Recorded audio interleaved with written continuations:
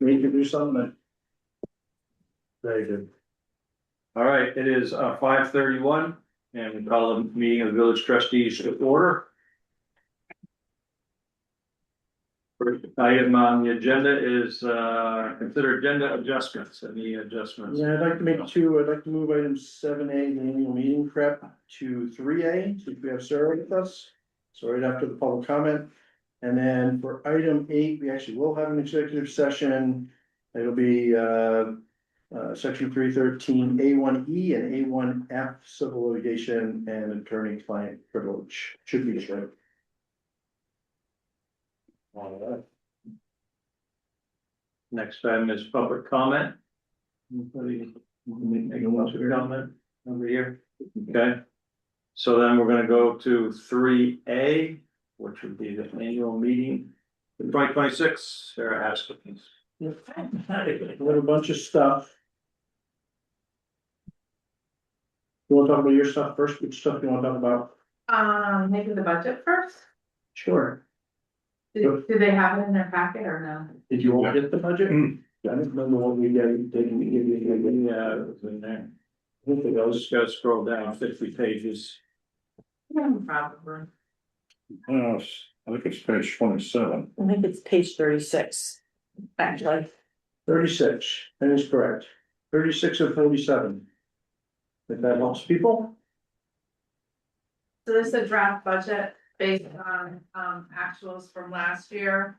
Most of it is not changing, that I'm proposing based on last year, except for advertising. It's costing a lot more to run the ads for the annual meeting in the newspaper. And statutorily, we have to run them, so we don't really have a say in costs. And then I will let Scott talk about the zoning. Yeah, we've talked about this previous year that, you know, the town asked us to, increase by 7,000. And at least our view has been that that really can't really legitimately find its way to the utilities, so that would therefore have to bump up the taxes that we raised by 7,000. And that's the choice you are making. So that line item you'll see was, it's in the general government expenses, salary, planning, zoning administrator. You've always had a small prorated share on taxes of 400 of the old 8,000, so I guess that's 5%. And now it's 7,400. So that's the biggest change in the budget on this. And we had Sarah increase, her and what's her name? Missy, by the same, rate as our staff here. For their salary piece, for the piece they're working for us, so she asked what she should do, and I told her I thought she should be treated like everybody else. So. I know you said it's draft and I apologize, I did not get a chance to look at this, I just need to double check the audit. I don't know if I gave you that audit number, You did not, and I think, I just. yeah, I think it went up. This is Okay. just a draft, so this can change for next time. The next meeting and all of this stuff, that March 4th meeting, all of it will need to be approved that night. That's why we wanted to get everything in front of you this time. So then it gives us time to work on any changes, and you can look at the audit and get your final documents. Anything that jumps out Yeah. to you that you think should be changed? You have one header issue, just saying. Any other thoughts on the budget with Sarah?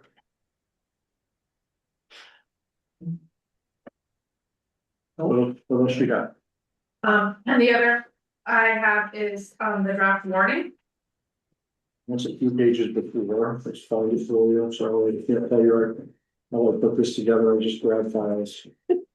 It's the main problem, just to be clear, it's before the of 47. So What did you say? I'm 28 of 47. I have confirmed the availability of the VFW to hold it again there on that night. If the draft is pretty simple this year, I was told there were no bonding or special warned articles to add to it. You know, 1, 2, yeah, those are, we do them every year based on what's in the village charter. 3 is the salary review, 4 is the budget, so if anything changes in the budget, that number will. Change to the final number. I have in the draft continuing to put another $500 in the village special projects. And then collecting taxes, that one has changed slightly. The trustees voted due to all of the issues that have been going on with the post office. I don't know if you've been following all of the delays in the post office, and it came out, I should have forwarded to Scott to share with you, the article that I shared with the select board on December 31st. The post office sent out, it was all over CNN and the news about how postmarks are no longer the true postmark. It's when it's received at the hub, not when you actually bring it to the post office, so it doesn't mean anything anymore. So I did a lot of research for the select board, and there's at least 25, 30 towns, and then I stopped doing the research that have moved away from accepting postmark and make the deadline, just like your mortgage payment is a deadline, your credit card is a deadline, not having that postmark anymore. And like Stowe doesn't accept them, Wolcott around us doesn't accept them, Hyde Park Select Board was bringing it up for discussion to no longer accept them, so Hardwick, I think, didn't. I kind of looked also not the whole state, but also like around us. And more and more people were removing that and making it the deadline. And also, we just offer so many more options than we used to. People can sign up for direct payments like you can do here for your water and sewer bills. Credit cards, there's ways to do it online. We take e-checks. There's a Dropbox. We just felt like we offer enough ways of payment that, So to be clear, the select board voted to do that, and that's what their warning says, so it's, and since it all goes out on one bill, yeah. What kind of advertisement's going out on that, so I'm once it comes? waiting, so it's not effective of the May installment, so I don't wanna confuse people. And then once that May installment, then we're gonna, do it broad. Okay. Any heartburn on that change for you all? As long as it's advertised as well as we can, I guess. I mean, again, the village portion of the taxes is tiny compared to the overall bill, so. But that also goes to voting too, right? So when we do our elections, it's the same thing. So it reads on the ballot, the town ballot. And then, so, I mean, the village in essence could vote not to. It would make it a logistical nightmare because I don't know, we collect that within the town portion. So it would be really hard to separate. We would have to probably do a separate billing, I think, for the village if they wanted to keep the postmark. And then that would raise village taxes. But to your point, this is something that the town voters are gonna vote on Australian ballot on town meeting day, so it might not pass, but. Right. If If it doesn't pass, what happens is it reverts to state statute. And that means that voters will have to pay their taxes in one lump sum 30 days after I mail the tax bill out. So if I mail it, around September 20th, I usually mail it, means your full tax bill will be due October 20th at midnight. And we would accept postmarks, because that's what statute is about. is that gonna be communicated as well, so that? I mean, I've said it over the years and I say it at the informational meeting that I kind of clarify. Voting no on that question doesn't mean no, I don't wanna pay my taxes. If voting no means I wanna pay my taxes all at once versus 2 installments. In terms of Article 7, I think on the previous page, the page before that, they had 3 possible listed, may have another one, so. By then, we'll definitely have something to say publicly about Green River. That will lead to wanting to talk about future future potential bonds. Bond votes that could be coming up, not this time, but sometime in the future to begin to educate folks about what's coming. The third one, you know, people are hearing that, you know, about the dialogues we're having with Hardwick, so just to, you know, I always think it's good to dispel rumors and separate fact from fiction, right? So that could be one. The other one I thought of, since we talked about a lot about it last year, and we've actually had some good developments, would be just to update folks on the water supply project. Now that we have the 3.2 million from CDBG. But you may have other ideas, maybe some of those you don't wanna talk about. And we can clarify those, if things don't go right with Green River, we can drop it. If there's nothing to say, we have until March to drop it, but just in terms of tentative planning, those are the four that you know, make some sense to me, but whatever you want. What do you think about, describing the financial operating model that we're kind of being forced into from the PUC? Yeah. It would, yeah, if there's a reason we shouldn't, or that's confusing or No. something, but. That might be good, given the pending potential rate increase that will be happening. Yeah. In general. Yep, no, I think that's good. I think it really is. So people need to understand how little local control on all of that stuff we have. And it's not an excuse, and it's not gonna make people feel better about paying it, but at least they'll understand it. The vast majority of that, not all, we make some local choices here, you know, but the vast majority of it is, we're told what the answers are. Yeah. You know, so. The one thing you don't have, it's not here, it's not listed, but just make sure there is any other business Yeah, line. don't forget that, remember? Well, it was there that year to I start know, this, so I just wanna make last year it sure. got taken care of appropriately, so. What about the solar initiative that are going away? Is that something that people should be maybe? Yeah, we could definitely talk about the status of all the tax credits and what's not available now and. I don't know, it's a big item. I have one, like, I guess. Are you actually gonna list these out? Cause I mean, That's what we've done the last couple of years, just to give, you know, just to give people an idea of what we are gonna like, just share information about. Okay. I don't think we're compelled to, we could No. just bring it up. Yeah. But I think the last few years, at least we've done it just so people know that they're gonna be hearing something about this. Maybe we get two more people to come, which is a good thing, right? Probably won't Or get not. three, but maybe two.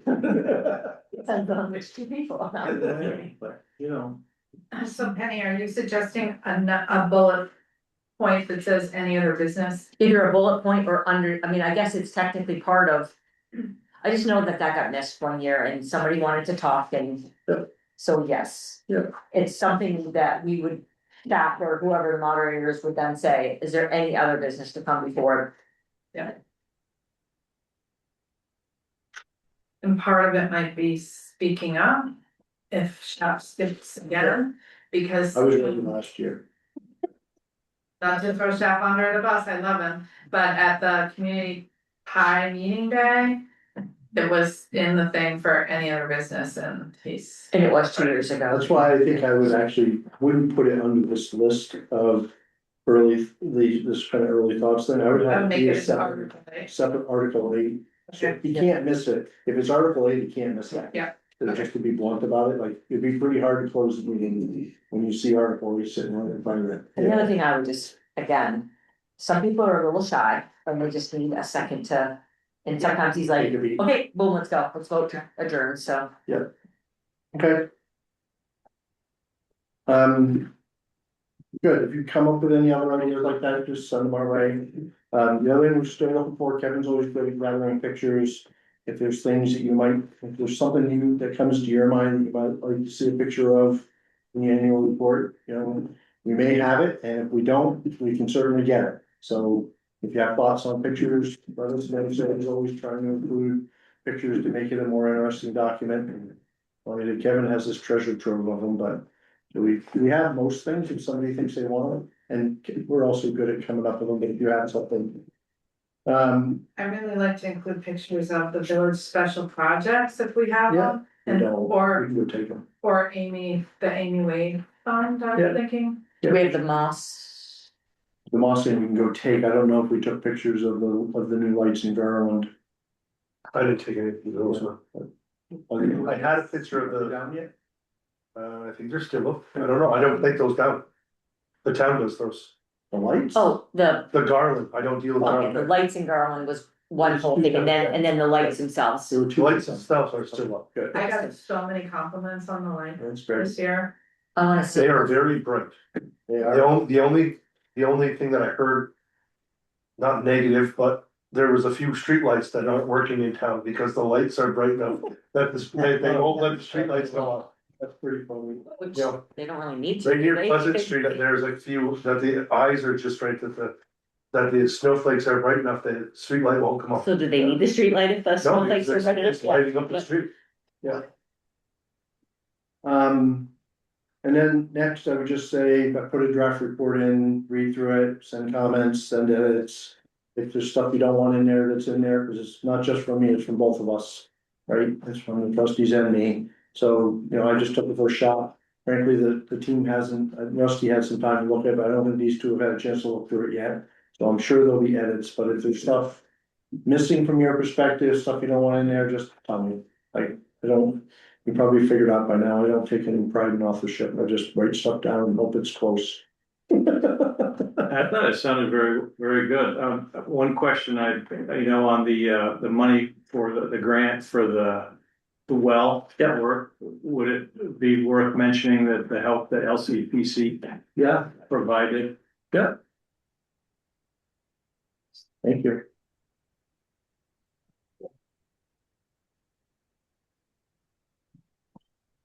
Okay, well, let us know, like I say, take them off and so on.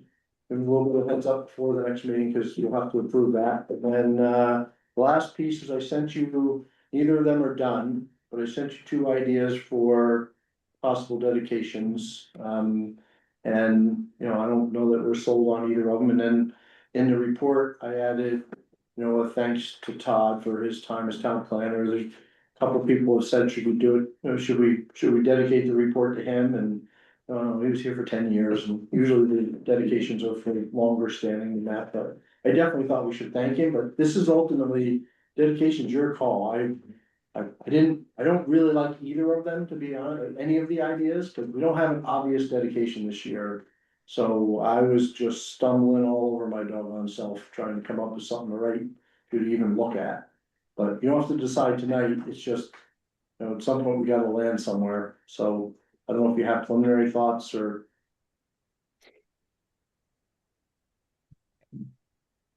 I like the life-saving of that, Nick LeBlanc did. I mean, we save somebody's life, that's Yeah. not a lot, that's. Yeah. The only thing that I've had pause on that, because I told you, I don't know either of them. Yeah. Is at this point, he's gotten 3 awards and been in the press like 12 times, and the most recent was the Brotherhood of Electrical Workers Union just gave him a big, massive award, very prestigious last week, right? Oh, I didn't hear that. So he's been, we have pictures of that, by the way, so, you know, it almost feels like we've done it so much, you know, but it definitely, as I wrote, you know, it's definitely a deserving thing, right? If it had happened a month ago, there weren't all these awards and all the attention, we'd probably be saying this is a no-brainer. You know, and again, I'm not opposed at all, just to be clear, so if that's the direction, I'm totally good with it. And we would feather that out more. I just grabbed something we'd already pre-written for that for another purpose. We'd feather that out some. I think it's a good dedication. And he's also getting kind of tired of the attention. Like the center. Yeah, but any ideas you have, or Very any humble, thoughts, he doesn't like that, but. any thoughts you have on those are good. I brought it up. You weren't here. So, all right. So next time we will have to like make decisions on all this, because he has to go to press really quickly after the 4th of March, right? So, You like Nick? Yeah, I'm like, And what about you? What do you get with suggestions? Yeah. I could go with any of the 3 that were mentioned. Let's do that. so heading towards Nick, How are about, you okay with Nick, Brad, and Travis? I'm fine. Yep. Yep. Okay, we'll head that way. Perfect. We'll feather that out, I'll work with Rusty, I don't know as much about him usually we try to like bring out some of the person, not just the act. If we, I don't know him as well as you do, so we'll have to work a little more to feather that out a bit. It won't take long. Yeah, no, I know, you know him really well, you spent a long time in the truck with that dude, so, you know stuff that should not be in the definition. Make it interesting. No, all right, that's very helpful. I think that's all I had. Is there anything I'm missing from your perspective or from any of yours? No, perfect. Thank you. Thank you, Sarah. Thank you. Yes, thank you, appreciate it. All right. The next action item is approval of the minutes from January 21st. I'll move that we accept the Motion to minutes approve as the printed. minutes of January, Brad's trying to say something. I'm sorry. That's all Sorry, right. Brad. I was just going to move to approve the minutes as printed. Okay. Second, sorry about. where are we? Waiting for a second now? Okay, Shut you out completely. any Sorry, further Bob. discussion? All right, No further motion to approve the discussion? meeting. Minutes from January 21st. Second, Second. okay, And all in favor? Aye. Aye. The ayes have it. Next item is approval of check register. I make a Penny? motion to, Excuse me. Go ahead. Go ahead and move it. make a motion to approve the check register. I'll second. Yes, Brad. What are final controls? For 42 And the check register cover. in the check register. Final control, what do they pay? 42.90. Just what's the vendor?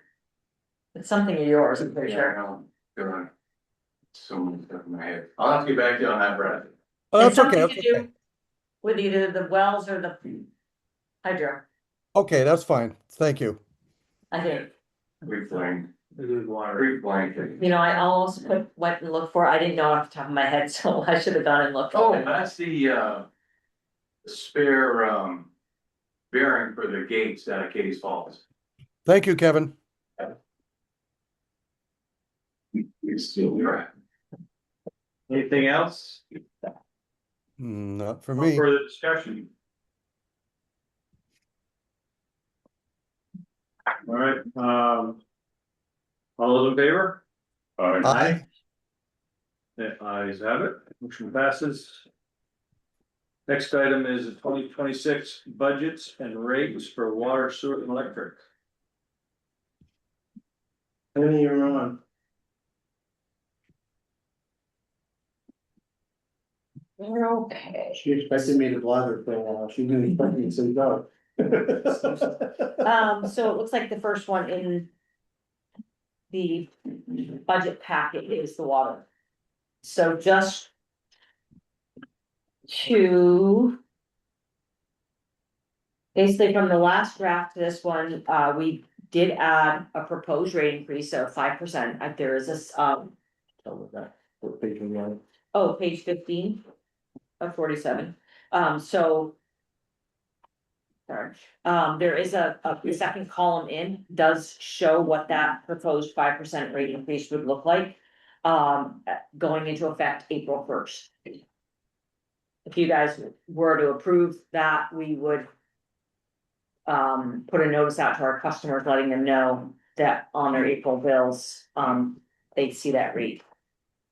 The only other thing with the water department, so, sorry, if we flip the page, so with a 5% rate increase, we would end up with a proposed net income of $57,075. And then with the cash flow, we made one change, so with that 5% rate increase. And then we also removed the service truck from the budget. after some discussion with employees, the employee that would be driving it, he indicated he didn't need it for this year, so we figured it suit our purpose for not needing to spend that cash. So, with that 5% proposed rate increase for 9 months and removing that service truck, it give us actually positive cash for the year of 2026. And I'm now looking at page 17, and it shows $23,820 as a proposal for positive cash.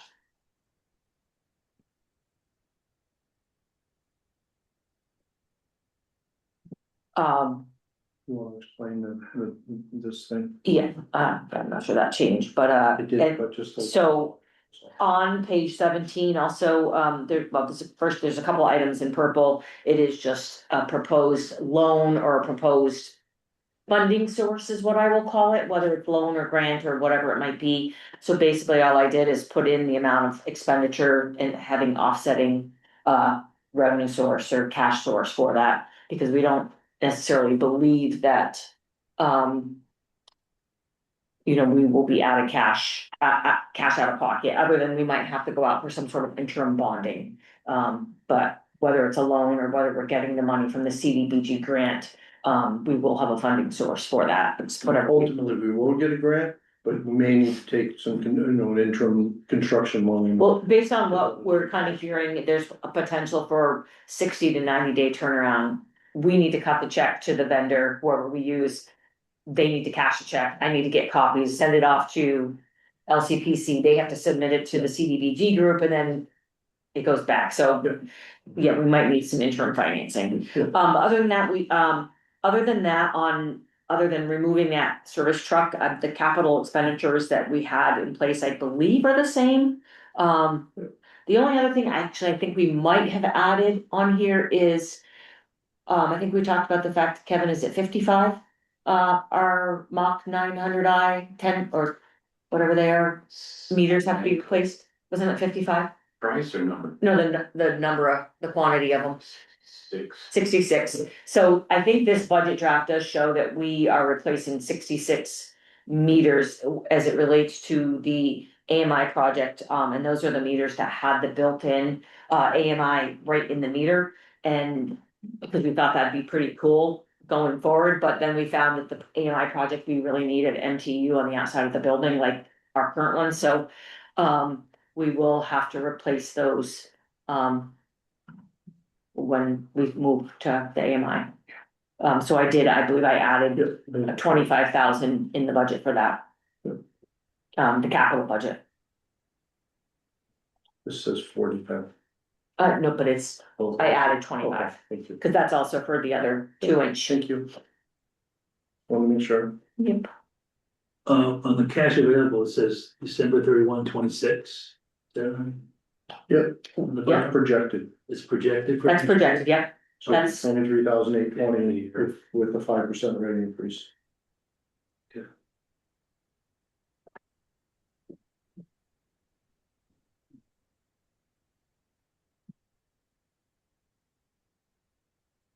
Any questions on that one? I guess I'm confused about the meters you guys just talked about. The new meters that you're putting in. Yep. You're gonna have to replace those So with what, AMI? no, so when we go to the AMI for the water department, Yeah, what we need to change is the MIU out and put an MTU. It's the same thing, it's just a reading head. During the course of the last 15 years, we have 66 meters that we put into the field that have that MTU built right into the meter. So Those 66 meters will have to be replaced with the regular type of meters that we, so we started with them and then we moved to these and then we went back to the regular ones with the MIU. So there's 66 that have to be replaced. That are new within the last, I'd say maybe 5 years old. Cause I think we started doing this and we've been talking about AMI for a while now and we realized they weren't gonna work, so we stopped putting those in.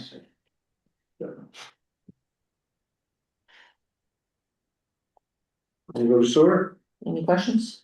No. Okay. Brad or Travis, any questions? Oh, I'm good. Okay, So the sewer department, um.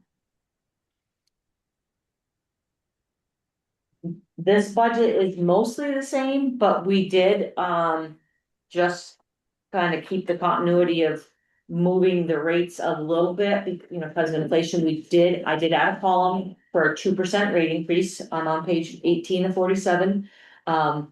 So, that brought in just under 20,000 in revenue. Again, that would be effective April 1st as well.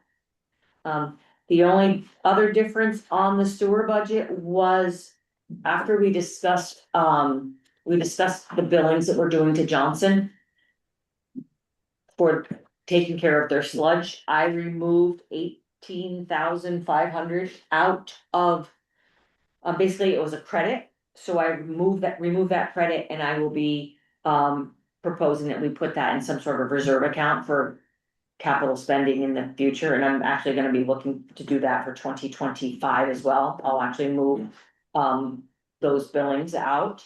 So that does increase our bottom, or reduces our net income a little bit for 2026. So in the end, the 2026 budget proposed with the 2% rate increase is 109,975. Without it, it is 91,375. In I'm sorry, terms of netting. in terms of net income, yeah. Flipping to page 20, again, didn't do anything, I don't believe, on this, and we end up with positive cash flow at the end of 12/31/26, proposed to be 330,122. Again, you'll remember, we discussed a little bit about the fact that, the Wellfield project, the Jersey Heights pump station, not knowing exactly what was gonna happen and the timing of it, we know that we've got money coming in to offset the cost of the pump station. So at the top of this cash flow, I did put 1.4 million in. And at the bottom for 2026, the spending will be 1.1 million. Again, we've spent, approximately 300,000 in 2025 that we will be looking to get reimbursed in 2026.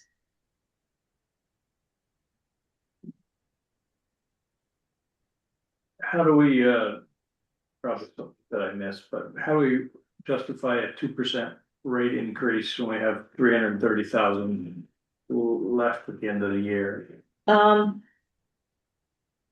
again, that's just cash, versus, yes, net income, and we do have a positive net income, and again, that's gonna be up to you guys to decide. I know part of that, Carl, when we went from not having a rate increase on electric to all of a sudden having like two big ones back to back, we heard from customers that they would rather see smaller ones. Yeah.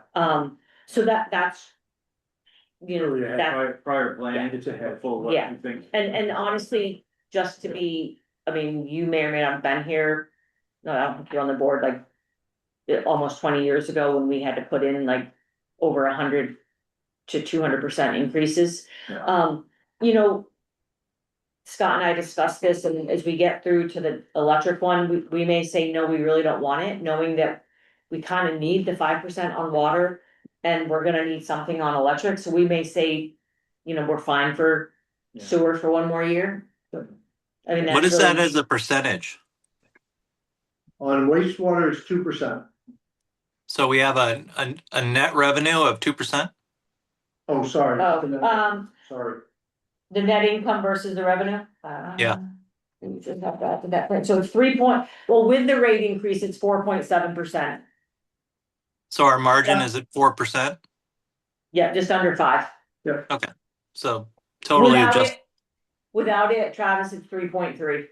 Okay, so really low margins. Yeah, Yes. Okay. Yeah. Thank you. You're welcome.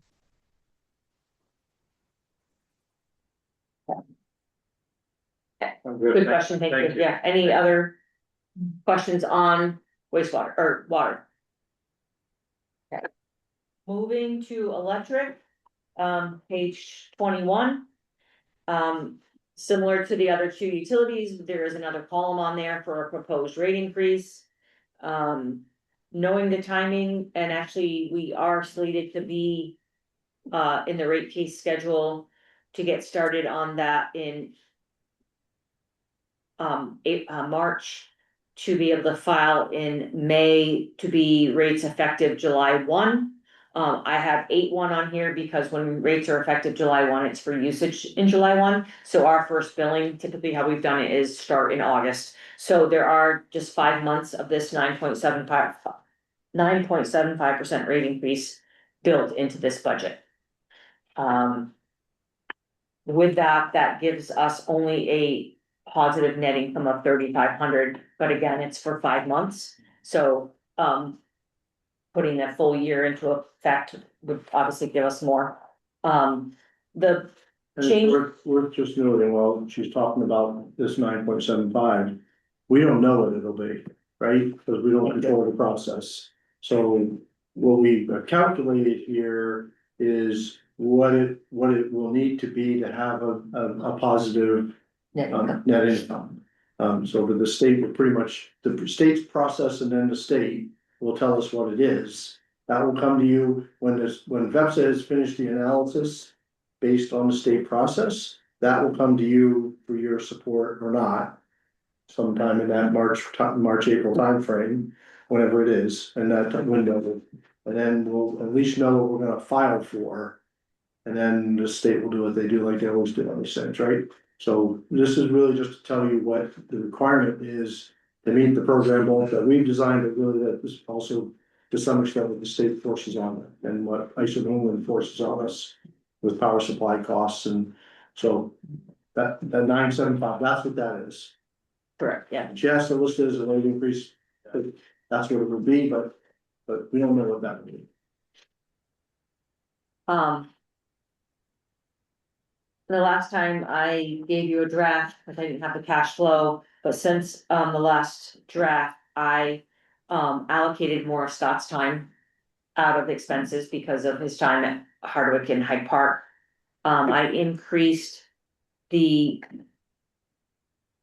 tree trimming revenue portion, so of our tree trimming budget, we are able to bill a chunk of it over to consolidated.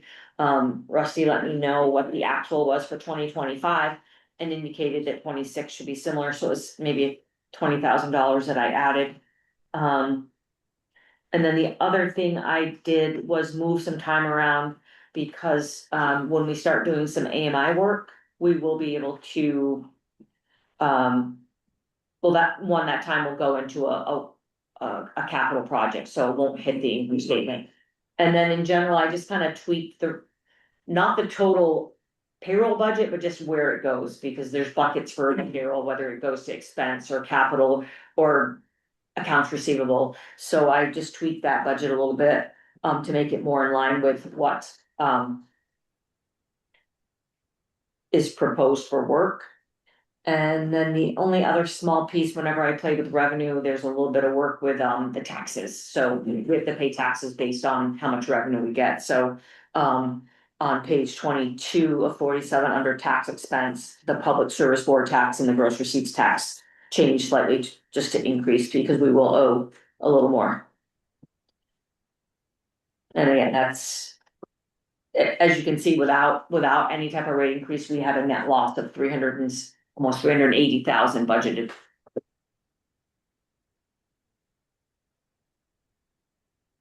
Moving on to page 23. 47, I did not give side by side comparisons for with or without a rate increase. I just used the net income of the rate increase. And you'll see at the end of the year, we have an estimated negative cash flow of 43,000 for the year. But with our cash in the bank, we estimate that year end would be just under 500,000. And again, Carl, to your point earlier with sewer, why would we add a rate increase if we have cash? Again, net income and cash are two different things, it's not typically good to budget a net loss. So that's why I put down I played with that number to get it as low as I could, but still have a positive net income. Yeah.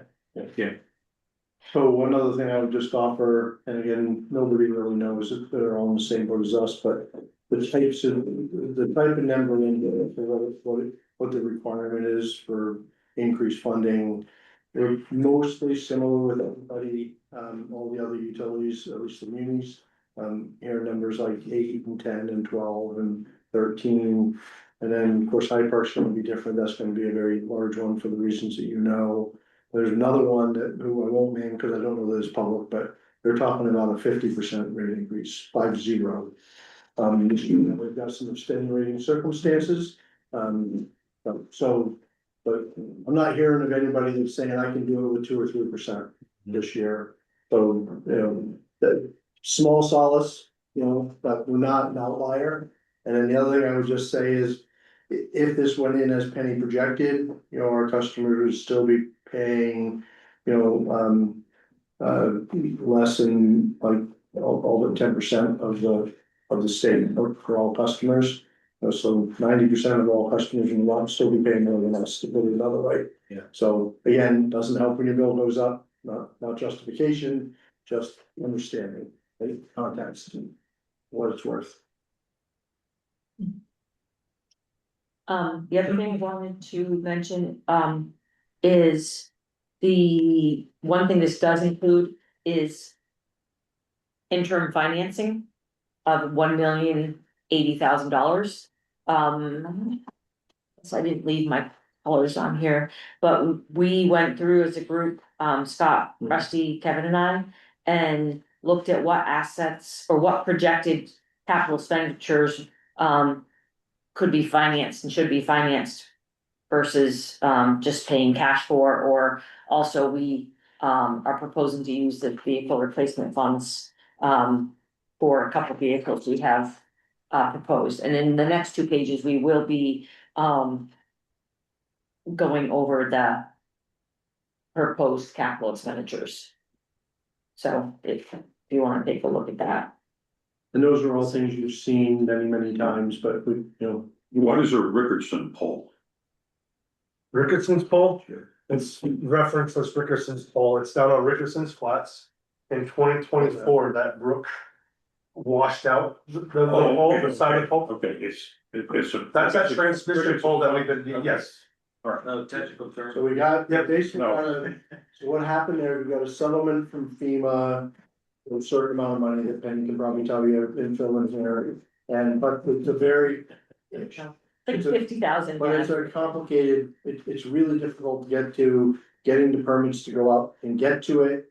And it's where a stream wants to meander constantly, so like, to replace it, we have to replace it in a way that. As the stream keeps, it's in, it's out, it moves, it comes back, that pole won't move. So that's why it's so expensive for one pole, is that fair? It is, it's extremely expensive, It's in a bad place and it can't be moved, it has to be there, and it's in a. Wetlandish area, so it's either we have to put mats down for it, which made it disgusting. Or we chose to freeze in our road. Right now, with the sub-zero weather, it's gonna work in our favor, we believe, so we're keeping it plowed down there so that we can freeze in the road and get to it. Are you gonna put a regular wooden pole in? Yes, it'll be a 65 footer. The engineered plan of that whole thing is, we actually have to dig down 7 feet below the river bed. So in their theory is if that ground ever gets washed out, that pole will remain at its recommended depth. And it will never tip over again. so. I was just wondering if a composite pole might work better. I don't think so, What they're going to do there, Bob, just so you know, real quick, I won't hold you up, but they are going to be using, what's similar as a culvert, they're gonna set that culvert down in there. And that pole's gonna be down set inside of that as well, so if we ever have to replace it, we can. So it's all been engineered by our engineer, and it has to be specific to what he wants for us to get our bids. Okay, thank you.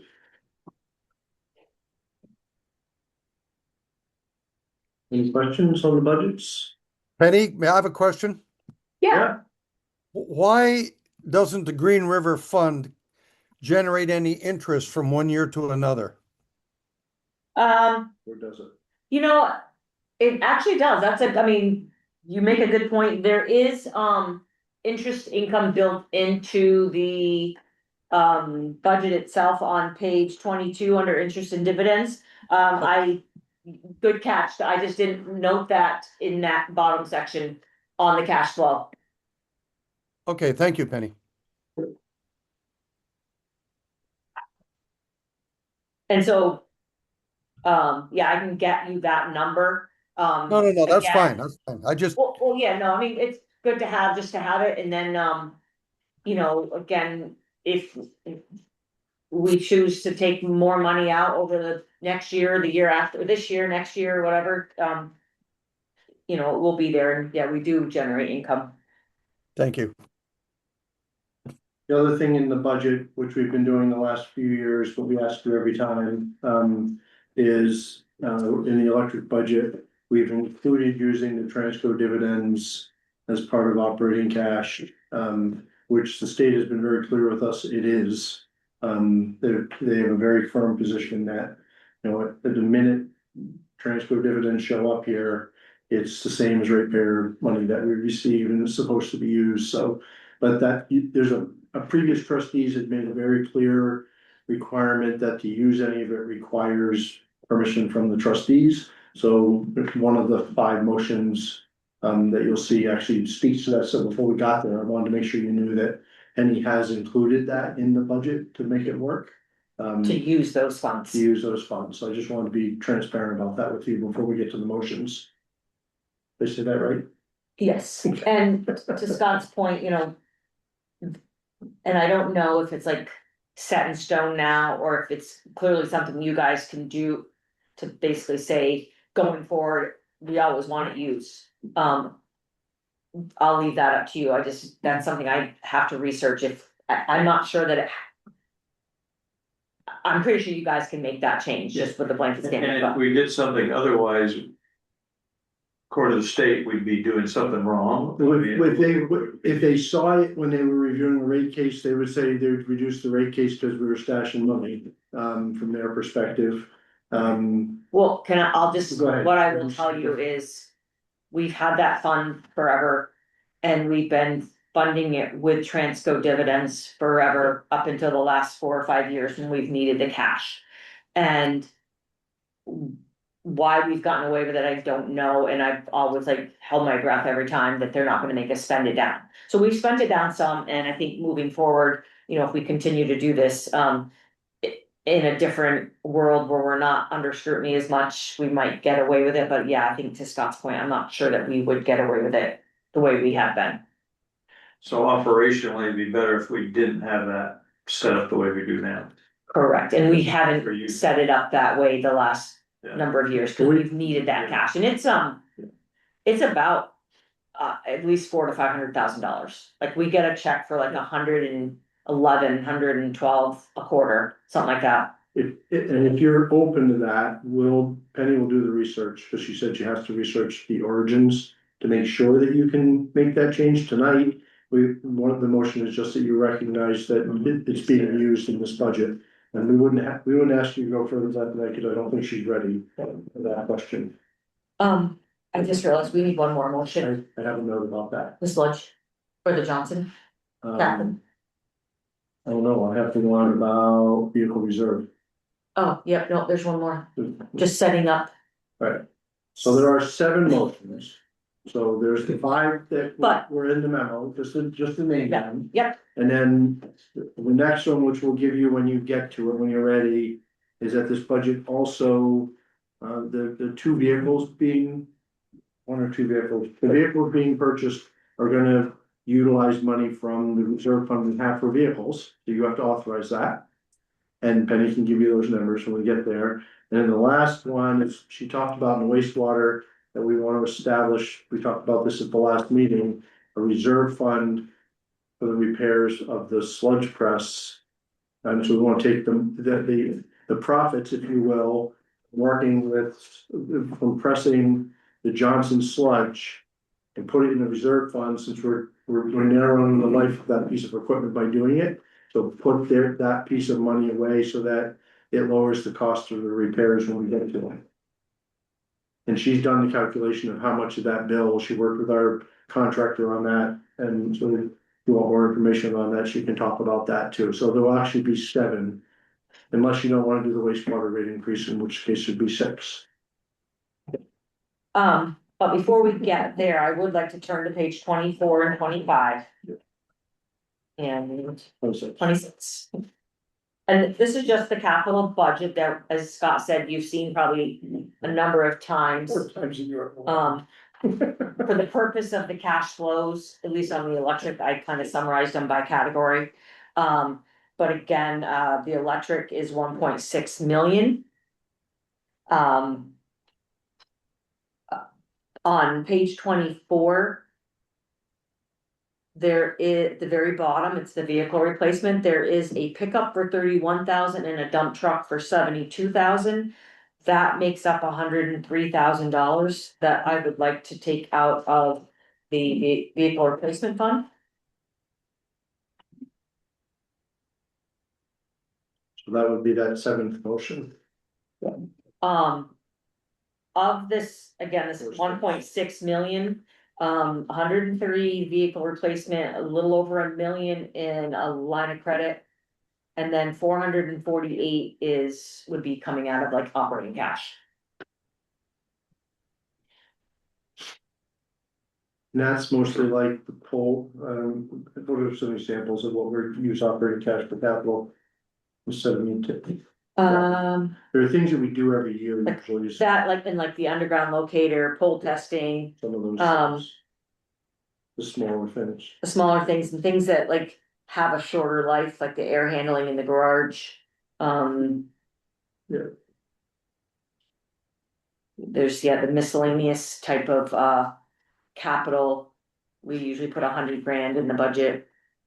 Transformers, I don't think, I can't remember now, Scott, I wish I That's okay. printed it with a color.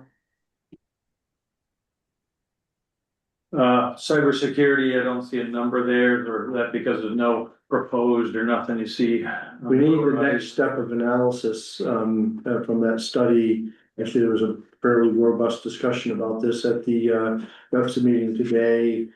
Swanton took the first shot, CISA from the Department of Homeland Security, has been offering what turns into like a 2-week visit to try to basically hack us, in every possible way.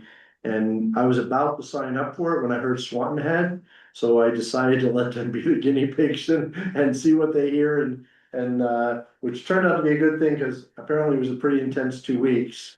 What they basically got was the VEPSA team, IT team, got a checklist basically that they have to fix for them. They're gonna fix it for everybody before the next person goes. And so we'll probably be next. But they said mostly it was, you gotta convert your website to the Vermont.gov platform. So we'd be MWLVT at Vermont.gov. Something, I don't know, he was talking about that, I missed kind of. Anyway, so if you do that, that .gov function has a ton of cybersecurity built into it apparently. Right. And then the second piece was passwords. At minimum have to be 16 characters, and people have to like really stop leaving passwords and having short ones. Right. I thought I was doing good because I have like 10, I always do at least 10. Apparently 16 is now the new standard, and it's hard to break. There was more than just that, Carl, for sure. You see, like the Morristown is morristownvt.gov, so I think it'd be something like that. So it'd be something like that, but we'll let them go first, and then we'll see. And even if it's a mid-year adjustment, if it turns out it's something we can move on, we didn't have anything to budget because we didn't know what it was. I had a $50,000 placeholder early. Yeah. But I didn't feel like I could budget a placeholder, nothing, we didn't have a real plan yet. It's not lost though. Yeah, no, but I think it's a good idea if you can take advantage of Swanton and Vets are going ahead and. What we've learned is Planning those things. Swanton likes to go first on everything. I think they're about third of that, because you know, they went first with AMI and that's been just so painful for them. And I am so glad. And Penny pushed hard to not have it be us, and she was right, and now they went first on this thing, and so I think they cured themselves wanting to be first. And then the digital radio project, Yep, so. my memory on. Yeah, so the FCC is taking back the analog bandwidth that is used for our current radio technology in Vermont, the Velco radio system, and it's all being forced to go to a new bandwidth in the digital band. And so Velco has gotten the licenses statewide. They've done all the bidding for every type of possible radio necessary. They're actually gonna plan to come and spend half a day in per utility for the little utilities and basically just do everything with all the conversions at once and bring it all with them. And it has to happen this year, because I think at the end of the year, the analog licenses go poof. So they've given us firm numbers on each, including installation, so that's what that number represents for our whole fleet and for our office.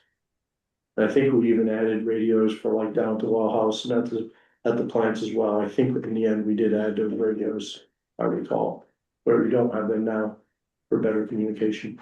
So that's what it is. Thank you. And Carl, I just wanted to, so it dawned on me, there's some confusion because there's blank lines and stuff, so this is part of like a 5 or 10 year project, and I just cut out the 2026, so that's why you might see Yeah. like lines that say bucket truck, but there's nothing there, because it's further A out, different year. yeah, Yeah. and I only printed 26. And that's probably why cybersecurity is 0 for 26, but it probably has numbers. It's for next year. It had 50 in every year. We might have- yeah. And 0 this year Yeah. for the reasons I said. Yeah. So it does have 50 every year afterwards. And then just as you look down through, if there was anything else, I think the other 2 departments, I listed those out in the cash flow itself, so. Yeah, and we don't have any other borrowings on water and sewer, other than, like I said, we know that the grant money will come in for both the Wellfield projects and the Jersey Heights pump station.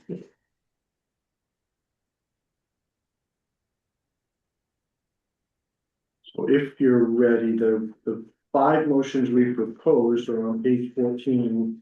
And you can deal with any of them you want, any of them however you want. And then we've got 2 more once you get done with those that we can talk to us.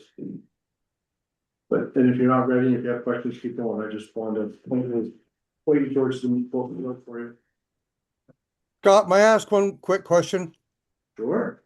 It's a little off the subject maybe, but you know, every year when we vote to, is it the Vermont Transco shares that we vote to buy?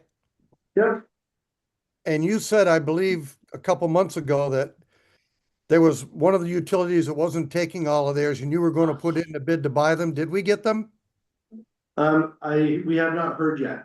Okay, thank you. So we'll let you know. Okay, Yep. All right, There any other everybody have the questions? list of motions in front of them, so they can make motions, or should I read them? I've got them. All right, What page are they on? 14. So Want me to make a motion? Go ahead on the first one. Yep. I'll move to approve the 2026 budgets for water, sewer, and electric utilities as presented. second. Then moved and seconded. Any further discussion? And to be clear, that's both expense, revenue, and capital, correct? Yes. Thank you. All in favor? Aye. Aye. Ayes have it, motion moved. Should say the motion passes. All right. And I'll entertain a motion on the water rate increase. I'll move to increase the water rates by 5% to be included in bills to customers after April 1, 2026. I will second it. Motion's been moved and seconded. Any further discussion? Hearing none, all in favor? Aye. The ayes have it, motion passes. I'll move to increase the sewer rates by 2% to be included in bills to customers after April 1st, 2026. Second. Motion moved and seconded, any further discussion? Hearing none, all in favor? Aye. The ayes have it, motion passes. Item number 4. I'll make a motion to move to recognize the use of the Vermont Transco dividends in operating expenses. I'll second it. Motion moved and seconded, any further discussion? Hearing none, all in favor? Aye. Aye. Ayes have it.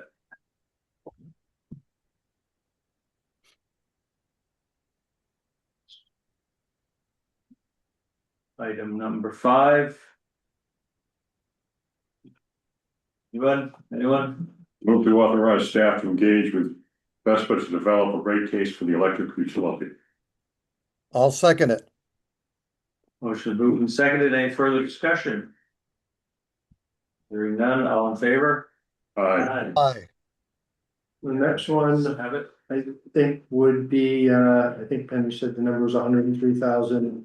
Authorize the withdrawal of $103,000 from the vehicle reserve fund towards the purchase of new vehicles. That work for you? Mhm. Do you want to withdraw $103,000 Yes, from the vehicle reserve fund? Correct. Motion to remove $103,000 from the vehicle reserve fund for the electric department. for the electric. Yeah, thank you. Good catch. Good catch. Second. Motion's been moved and seconded, any further discussion, any questions? Hearing none, those in favor? Aye. You want to try it out? What kind of reserve, fund? So why don't you try it, because you know what you want to create.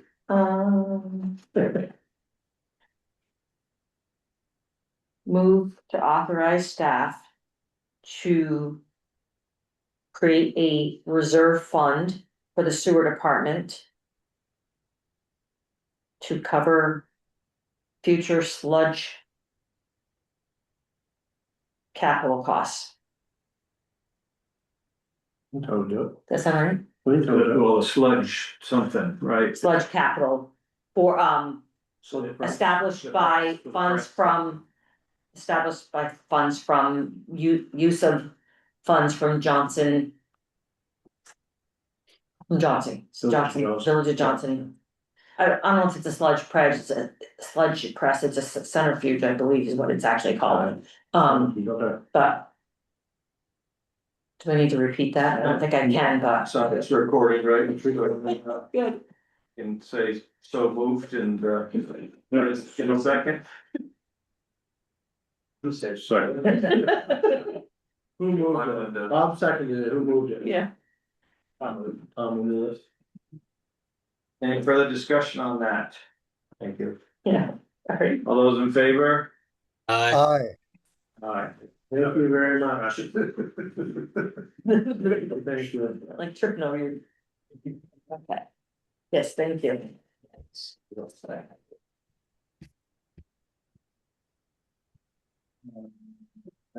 Item would be the item 7 Bravo, 7B. Annual SQRP and reliability report. There's two things going on here. I don't know which one of you wanna talk about each one. There's the 2900 report and there's the SQRP report. I can pass those. So I don't think you actually have to see the report. These are just reports you're required to Right there, see. yes, yeah. You're required to submit them, you're required to see You're them. not actually required to see the board online. They are. Never been done, but whatever, it's just the first year. Anyway, See it. so the annual SQRP is the service quality reliability report or program. Again, that's something that we file annually. I actually file quarterly. We do put it in the annual report. That's the one that's on page 43. Just goes over. Whether we get bills sent out on time, whether there's any bills that are not right. Which we, where I always have a few here and there, if we overread them either. Or there was a couple bills in there that for whatever reason, the rates weren't in that particular customer's account correctly. We had one net metering bill that took forever to try to calculate and figure out, so that one was actually, it's probably the only time I can ever remember that we sent a bill out late, and it was like maybe a month late, because we needed to do quite a bit of work, because there were some issues. But anyways, everything hits the mark, at the bottom of this on page 43, 7A and 7B. That is the safety Katie, which is part of what Rusty reports on, and there's actually a pretty graph in here that's on page 39 that kind of shows the calculations. And again, safety is the system average interruption frequency, and Katie is the customer average interruption duration. So one is how many outages do we have, and the other one is how long are those average outages for each customer. And then Rusty just has to do a report that gets filed with the PUC about what those numbers mean and what we're gonna do to prevent it in the future. And Rusty, I'll let you speak anything The more only if thing you I want add to. before you go, Rusty, is, I didn't include it, I should have, you have started tracking the trends over time, and each of these two measures are going down, which is what you want. So fewer outages that last a shorter period of time. So that's exactly the trend you want, and that's the way our numbers go. So what do you wanna add, Rusty? But it's just, there's before, it's just for internal purposes, for Goes to the state. records to go. It goes to the So state. it's, so even though, okay. Public document, Yeah, they had an online reporting system, and it's actually like what they call the frequently reported report. What is that? Frequently used report, I guess. It's If you're, if one of your categories is higher than normal, what, do they just give you like suggestions or like? practices? So on my report, and I don't know which categories they are. Oh, wait, actually, it's down at the bottom. These are the guaranteed. They're mostly in the area of Rusty's area, honestly. That if he doesn't get certain things, or no, actually it says customer requested meter readings.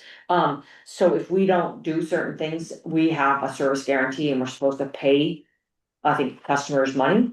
And then also they do does a calculation on our behalf. And if we don't meet the criteria, we need to, feel like we need to donate money or something. It's been a long time since I don't know. I only remember having to pay one customer $5 years ago. Yeah. But I don't remember why. But on back to your thing there too, I believe. If things are really out of whack, I think when they will give you feedback from the report to make recommendations. yeah. So, but I just, on page 37, it's actually that graph there, just shows you guys what incidences that we had for calls. Compared to like last year, and I just wanted to point out, cause I know that you guys made a big decision to increase our tree budget and such like that over every year. And I just wanted to point out, if you noticed, just in our trees alone, just between 24 and 25, we went from 11,217 hours, we went down to 6,399. So I just wanted to show you that it's working, that our annual tree cutting, getting our lines cut are really helping in that area there.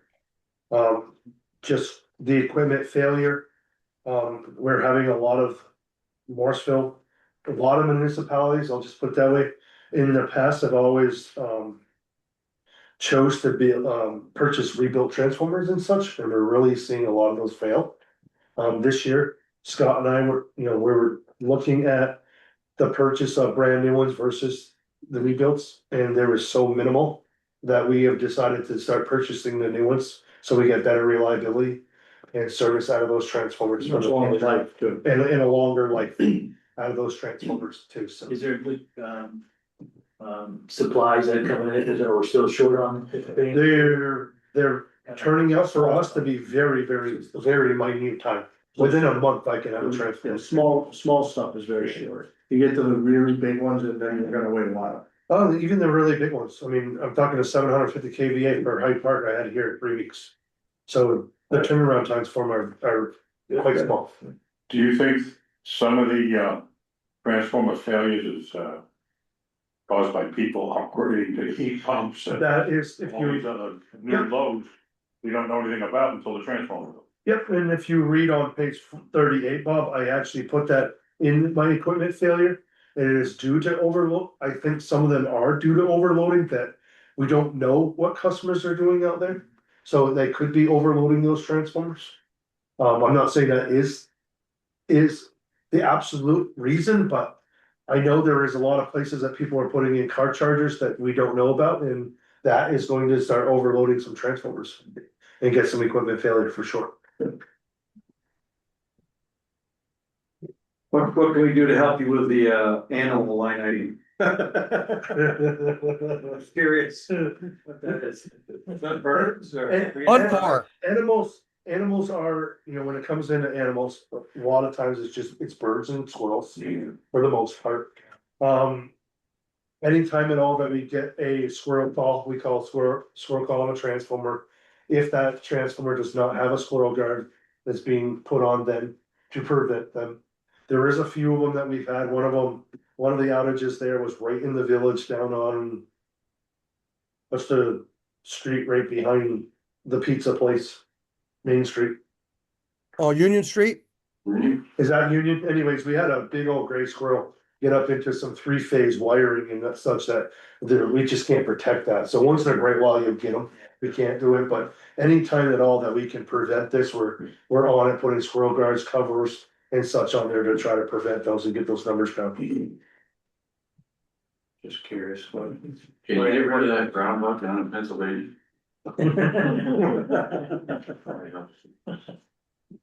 And just if you guys are curious to check them out, I know Penny. I know Scott, they included this, every single outage that we had last year, so you guys can kind of see what's going on there. We're making preventative, maintenance for this year to see if I can get some breakers and such out on the lines, especially with the trees, animals and such, so if they get into the line, it will actually just, as you guys sometimes see our breakers working in substation, the lights will blink.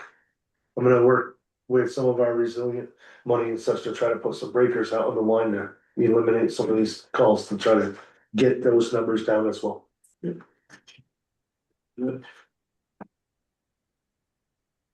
Ready for an update? Yeah. There we go.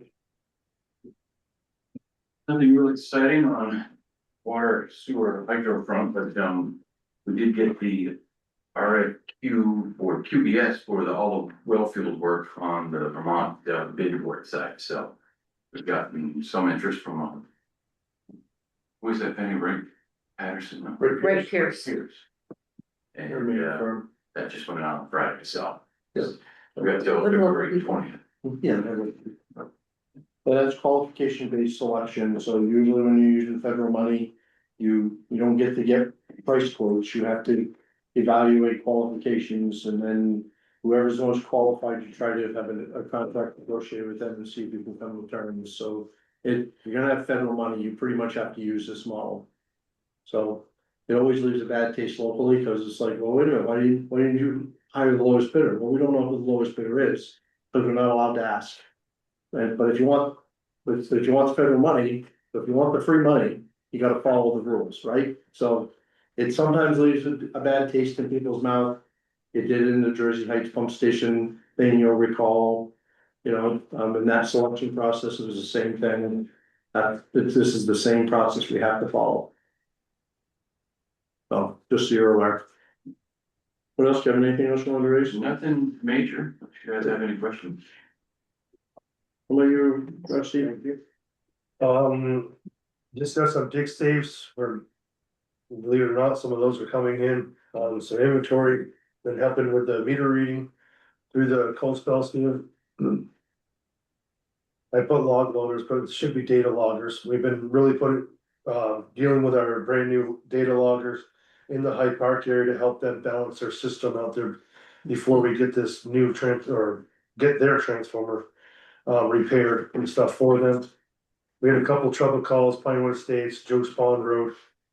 We had another car pole accident. Of course, we've been plowing and more plowing and more plowing with all the snow coming, keeping our substations and our different other roads and areas clean. We've been working on the DCU project, which you guys have been hearing about. I believe we're actually receiving those tomorrow, so, the line crew's just been out there doing all the make ready, getting all the 19 poles ready for these to go on to. They put up a new pole up in the church. We had a wire that just keeps hanging down too low, so we had to put a pole halfway in there to keep it up. We shut down our transmission line for the hydro department so that they can do some maintenance in plant 2. We've been cutting some danger trees. I've been working on Hyde Park substation again. Keep on that there, the end of the year reports, year-end closings, and gathering some vehicle bids. I did gather quite a few bids this year on the new dump truck and the new Colorado. And we decided to go with the same company that we bought the service truck from last year. I have Friday, we're gonna be getting our final bids in on the bucket trucks, so March 5th, we'll present those packets there to you guys, so we can decide which direction you guys wanna go. The one thing on any, I know you know this, but in case we get like 5 people that watch our videos. So anytime any of us say Hyde Park, that's being billed to Vepsa, who then bills Hyde Park. We don't have to wait for Hyde Park to pay Vepsa, Vepsa pays us. So we're actually, if it's hours that otherwise would have been put on our system, we're losing the hours, but we're actually saving money. On our system, so just wanna make that clear every time. So that no one thinks that we're paying to support Hyde Park, we're not. Not a penny. So. Anything you got? Other than budget stuff and year-end stuff, lose track, We were so busy. there's an annual report that we have to do for VEPSA on the KWH sales and the revenue that's broken down in minutia. I spent a few days working on that this week, and then just grant stuff as well. We did have a second meeting in my part of the report. I noted that we've met with LCPC about the CDBG. Penny and I met with the CDBG folks and LCPC earlier this week, I forget which day. To kind of get their take, and that's what she was saying earlier about it's reimbursable, but it'll take some time to make the money flow, so. Lots of rules, lots of conditions, and same thing with it, you take federal money, you follow federal rules, and none of it's easy, right? So, so it'll be a lot of work for Penny and some folks on her team maybe, but mostly for Penny. But worth the money. So. For 3.2, sure. Very good, yeah. I had a couple things on mine, mostly though, I would just give you a couple of additional updates unless you had questions. I would say, this Friday, I'm testifying in the legislature again on H753, which is a bill that, wants to greatly restrict utilities' ability to disconnect people from non-payment. So we obviously won't be testifying in favor of that. It's already hard enough to collect money to run a utility, so, and we work pretty hard with folks, actually, we've been recognized as having fewer disconnects, as a percentage of the whole, across the state, we're considered to be doing pretty well, so, but, by comparison, but we're, it's a whole lot in that bill that, at some point, no one's ever gonna be required to pay a bill, so at some point, you just gotta say, we can't continue this way, so I'll be down doing that. There is gonna be some additional money coming in to VEPSA to help support the AMI project. We don't have the final number yet. VEPSA had gotten a grant for $1 million a few years ago to create a revolving loan fund for projects in commercial buildings. The current federal administration doesn't like that grant because they don't like anything that revolves. So we're gonna pull it back and So Vesta we think convinced them to take the balance that hasn't been used, and I don't know what that balance is off the top of my head, I think it's around $500,000. And sweep it into the broader AMI project, so we may get a little bit more money on the AMI project overall, so wanna make sure you knew that, that's good news. And then, next month, I do know that, Tyler wants to come in and talk zoning again, so he's gonna have a red line, for you to look at. So that will be coming. And I did also the last thing I wanted to just brief you on here is what's been going on the last 2 months, last 2 weeks with power supply. So really, you always hear me whine, and I assume everyone really just doesn't know what they're doing. And that all these costs keep coming at us, so it's been cold the last 2 weeks, right? It's not surprising power supply is a little more expensive. In the last couple of weeks, we set a record for the highest 1 hour cost of power supply on the open market at 92 cents a kilowatt hour, 92. The total we charge our customers is under $1. And the highest for that on record was 42. And it's had days that were higher than 40 cents, whole days in the last 2 weeks. So a piece of this comes down to, of course, we're not buying a lot of that because we're hedged pretty well, meaning if the power supply we buy, we have firm contracts at a certain price. Depends on the month, depends on how much electricity is being used, but we tend to be in the 95 to 103% hedged. The challenge when it's cold though, with all the policies, is that, so you're not hedged against, additional heating with heat pumps, for example, and this is not anti-heat pump, this is about the design of how the markets work and how the decisions are made. So in December was the highest amount of power we ever sold, in January would be more than that. But that additional power, we don't have firm contracts to cover, so we're on the open market for that. So we push people to use electricity, and you're not able to catch up with the hedging strategy yet, you're actually out there buying at 40, 50, 60 cent per kilowatt hour of power to keep the lights on and the heat pumps running. And again, it's not anti-heat pump or EV, it's not the point here. Is that the markets are set up to penalize you for it. And the whole system in New England, because in New England, we're on a normal day, 70% of all power comes from natural gas plants. But when it's cold out, the first call goes to home heating. So if it's cold in Boston and Hartford, and they need to heat their homes, all the natural gas goes to them. And the old dirty oil plants turn on, which are also really stupid expensive. That's where the high prices come from. So while we're usually 70% natural gas, last week there were days where we were 12% natural gas.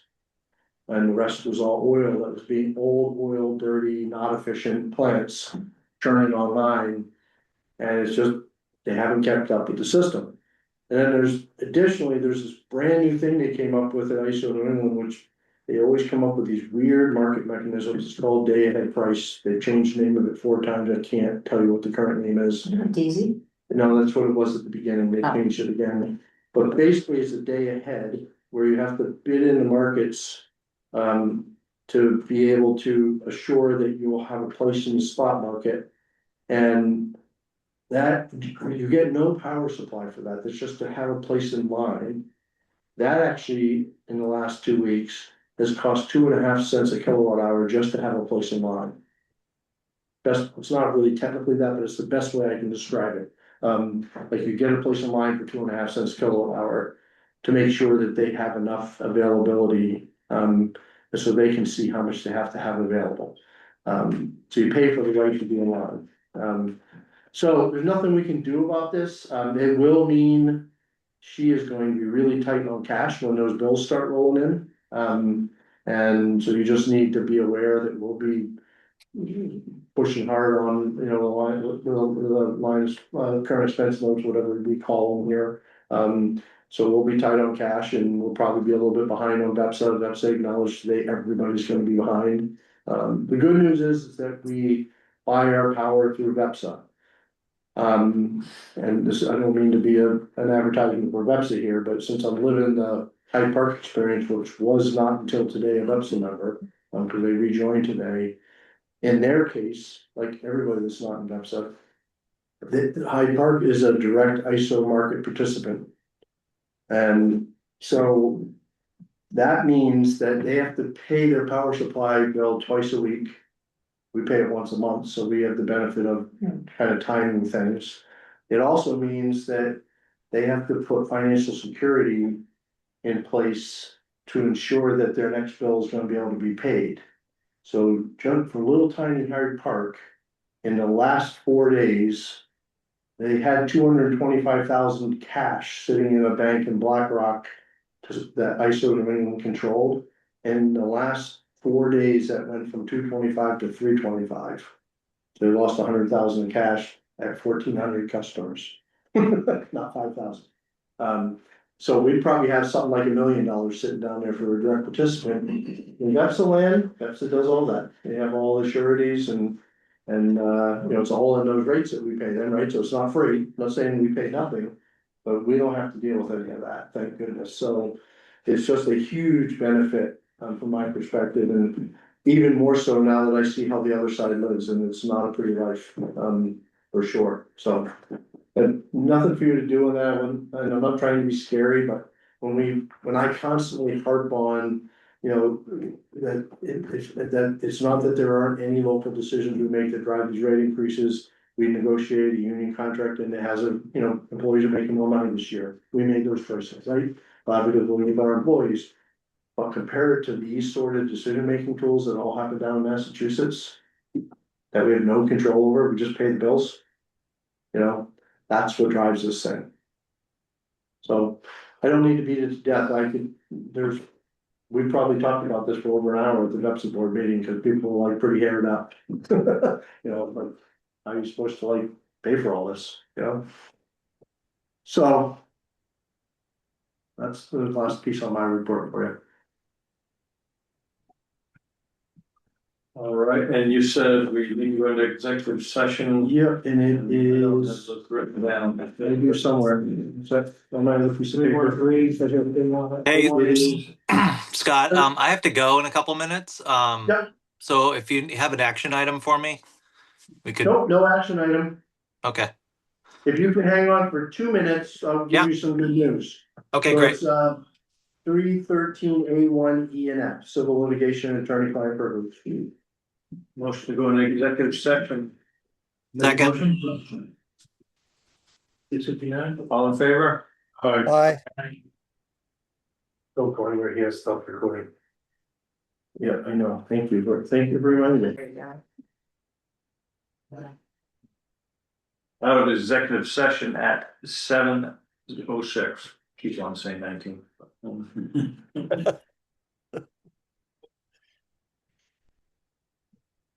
Make a motion to adjourn meeting? I'll second it. Motion's been made, seconded and thirded, and all those in favor? Aye. Bye. All right. Right. Ayes have it. Thanks all.